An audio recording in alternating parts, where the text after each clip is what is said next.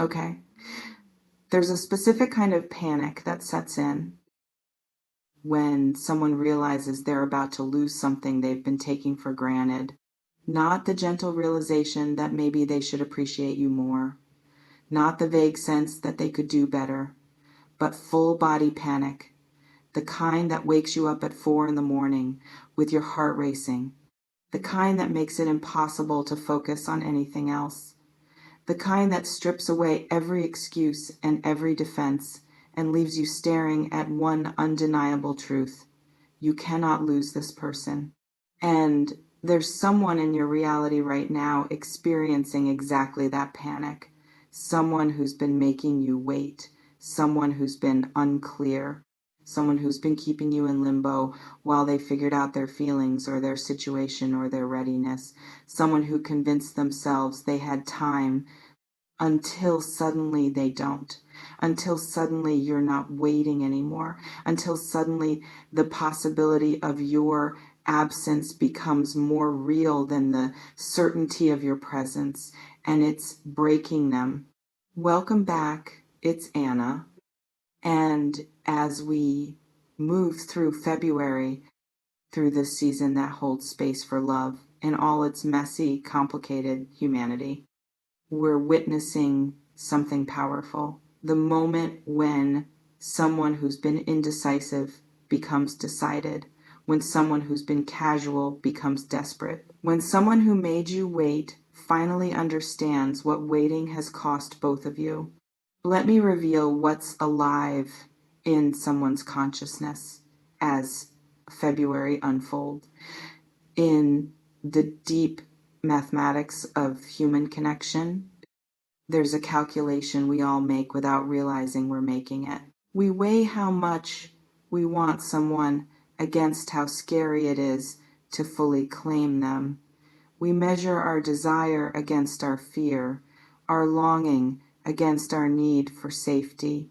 And sometimes we get the calculation wrong.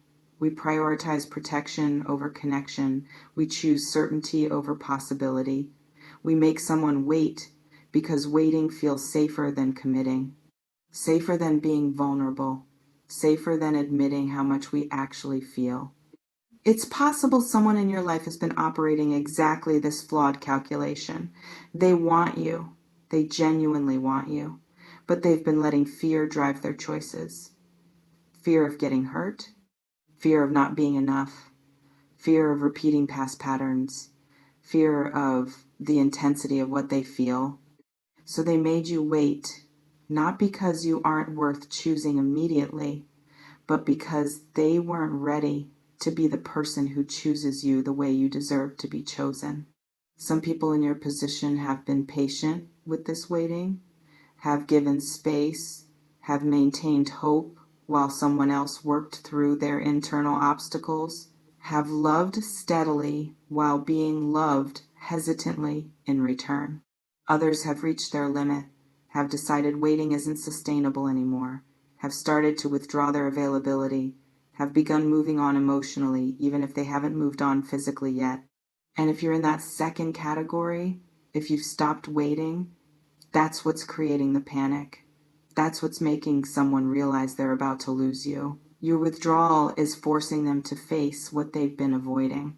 Let me speak into what I don't want to lose you actually means is less than has hone. Zero hash is greater than when someone finally says it. This reflection invites you to consider, have you recently pulled back from someone who's been keeping you uncertain? Those words, I don't want to lose you. They can mean different things depending on when they're spoken and what's behind them. Sometimes they're controlling, someone saying them because they want to maintain access to you without having to commit to you. They don't want you fully, but they also don't want anyone else to have you. They want you available without being available themselves. But other times, they're breakthrough. Someone finally admitting what they've been feeling but couldn't articulate, finally speaking what their behavior has been contradicting, finally letting truth override fear. And when the words come from that place, They carry weight. They carry the tremor of someone standing at the edge of real vulnerability. It's possible you're about to hear exactly that second version. Words spoken not as manipulation, but as surrender, as someone finally dropping their guard, finally admitting they can't lose you because you've become essential in ways they tried not to let you become. Some people fight becoming attached. They keep emotional distance even while maintaining physical or regular presence. They protect themselves from feeling too much by never fully admitting how much they feel. And then uh, something shifts, usually your absence, usually the real possibility of losing you, and suddenly all that protection crumbles. You might be witnessing someone in exactly that crumbling, where their carefully maintained distance is collapsing, where their casual demeanor is breaking, where they can't pretend anymore that losing you would be fine because it clearly wouldn't be. And February, this season of love declarations and relationship clarifications, it's creating urgency, making someone realize they can't keep straddling the fence, can't keep making you wait while everyone else around them is choosing and claiming and committing. This reflection invites you to consider, is there someone whose energy toward you has suddenly intensified? Let me illuminate what the apology for making you wait actually represents.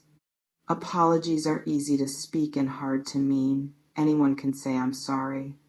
But an apology that comes with understanding, with genuine recognition of harm caused, with changed behavior to back it up, that's rare.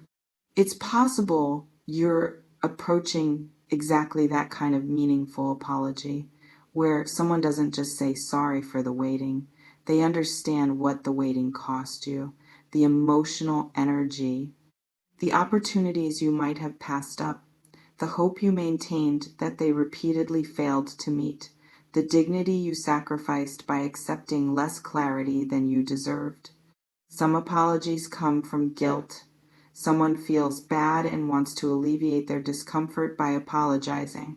It's more about their relief than your healing.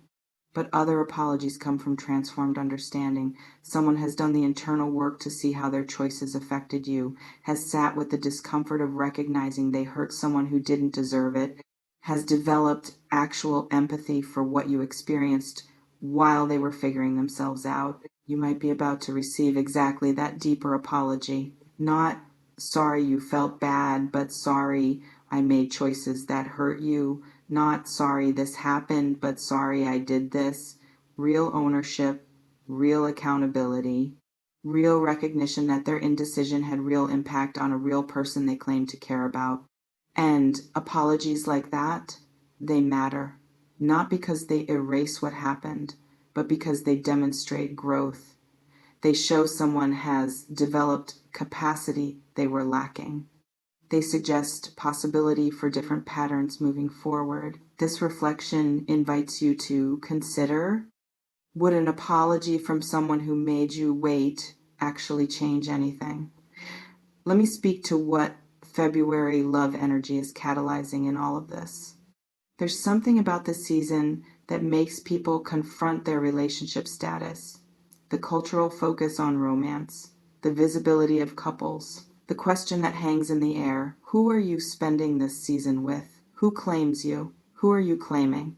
In the specific alchemy of February consciousness, people who've been comfortably undefined get uncomfortable with that lack of definition. Singles who were fine being single start feeling the absence more acutely. People who were casually dating someone start wondering if casual is actually what they want. It's possible the person who's been making you wait is experiencing exactly this seasonal pressure. They're seeing couples everywhere. They're fielding questions about their relationship status. They're being confronted with their own loneliness or uncertainty in ways they can avoid more easily in other months. And you've become the solution to that discomfort, not because you're convenient, but because they're finally admitting what they've known all along, that you're who they actually want, that the waiting wasn't about you not being right, it was about them not being ready. Some people need external pressure to access internal truth, need societal focus on romance to admit their own romantic feelings, need the mirror of February to see what's been there all along. You might be benefiting from exactly that kind of seasonal catalyst. Someone who couldn't commit in October or November or December is suddenly ready in February because the season itself is demanding clarity, is forcing choice, is making undefined status uncomfortable enough that definition becomes necessary. This reflection invites you to consider, has anyone's uncertainty about you suddenly become certainty as February arrived? Let me reveal what you need to understand about your position in all of this. Someone might be ready to stop making you wait, might be preparing to choose you clearly, might be about to say all the things you needed to hear months ago, might be finally offering the commitment or clarity or consistency you deserve. But here's what's crucial. You get to decide if you're still available for that. You get to decide if the timing works for you. You get to decide if someone choosing you after making you wait is actually what you want at this point. It's possible you've moved on emotionally, even if you haven't moved on physically. You've done the work of releasing this person. You've made peace with them not being ready. You've started building a life that doesn't wait for anyone. And now they're ready, but you might not be available anymore. Some people will be relieved when someone finally stops making them wait, will immediately say yes, will be grateful the limbo is ending, will choose to move forward despite the pain of the waiting period. Others will recognize that the waiting changed them, that they're no longer the person who would accept someone who made them prove their worth through patience, that they've developed standards that no longer allow for that dynamic regardless of how someone shows up now. You might be in that second category. And that's not wrong. That's not being unforgiving or harsh or closed off. That's having learned something important about yourself and what you will and won't accept. This reflection invites you to consider, if someone stopped making you wait right now, would you still want what you wanted before? Let me speak to what this season is asking both of you. February isn't just about romance. It's about honest reckoning with what you actually want in connection, about moving past fear into truth, about choosing vulnerability over protection, even when vulnerability is terrifying. In the sacred energy of this season, both of you are being invited to clarity. For them, clarity about whether they're brave enough to claim you. For you, clarity about whether you're willing to be claimed by someone who hesitated so long. It's possible February is going to bring conversations that define things one way or another. Either you're moving forward together with real commitment or you're releasing each other completely. Either the waiting ends in choosing or the waiting ends in closure. Some Februaries bring couples together, but others bring necessary endings. Not because love isn't there, but because love alone isn't enough without readiness, without timing, without both people being in a place where they can actually build something sustainable. You might be living either of those February stories, the reunion story or the release story.